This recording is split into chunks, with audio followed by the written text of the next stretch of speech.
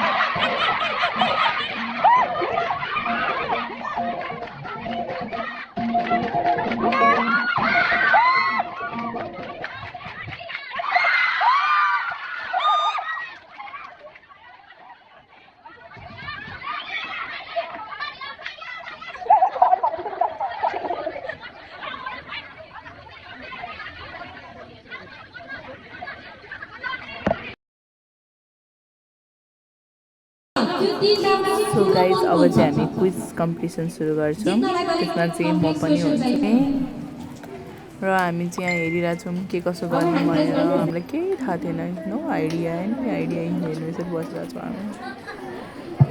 हामी आफ्नै तिनजना तिनतिर गरिरहेछौँ, थाहा छैन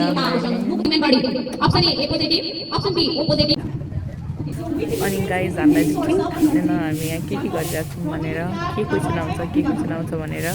हाम्रो चाहिँ 8वटा ग्रुप थियो, कहाँबाट घुमेर के क्वेसन आइपुग्छ छैन। हामी आफ्नो चालमा थियौँ, तिनैजना नपढिकन क्विज खेलेको अरे। नम्बर 2 23 र 26 क्वेसन मात्र बाँकी छ ल। 26 ओके सुन्नुहोस् है, यो क्वेसनमा पनि अप्सन छैन। नाकमा टेकी कानमा समाउने के हो? नाकमा टेकी कानमा समाउने के हो? कानमा समाउने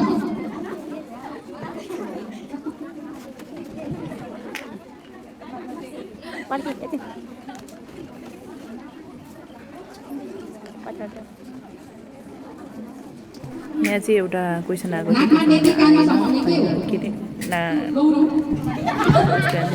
भन्छ त्यो होइन, लोरो चाहिँ आउँछ त्यसको आन्सर थियो चस्मा। मैले आफै चस्मा लगाएको थिएँ, हेर्नुहोस् यस्तो मिस्टेक गरेँ मैले, ब्लन्डर।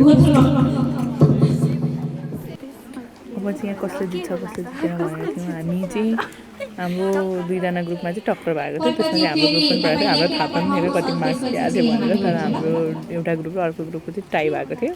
लास्टको एन्सर चाहिँ एउटा ऱ्यापिड फायर थियो, जसलाई आउँछ त्यसलाई भन्ने भनेको थियो। अनि त्यसमा चाहिँ हामीले भन्यौँ।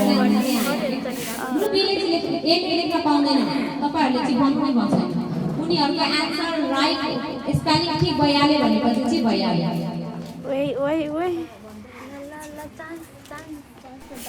सो गाइज हामी चाहिँ एकदम फाइनलमा के हुन्छ भनेर बसिरहेको थियौँ, हेर्नु होला। अब चाहिँ हामी यहाँ फाइनलको रिजल्टको एन्सरमा थियौँ। के भन्नुहुन्छ म्यामले भनेर हामी 3जना एकदम नर्भस थियौँ, हाँस उठिरहेको थियो हामीलाई चाहिँ के हुन्छ भनेर एकदमै। हेर्नुहोस् हामी जित्छौँ कि हार्छौँ भनेर।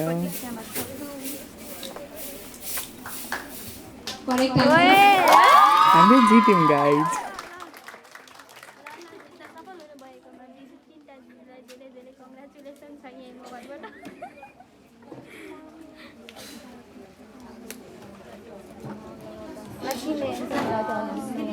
मिठाई खाने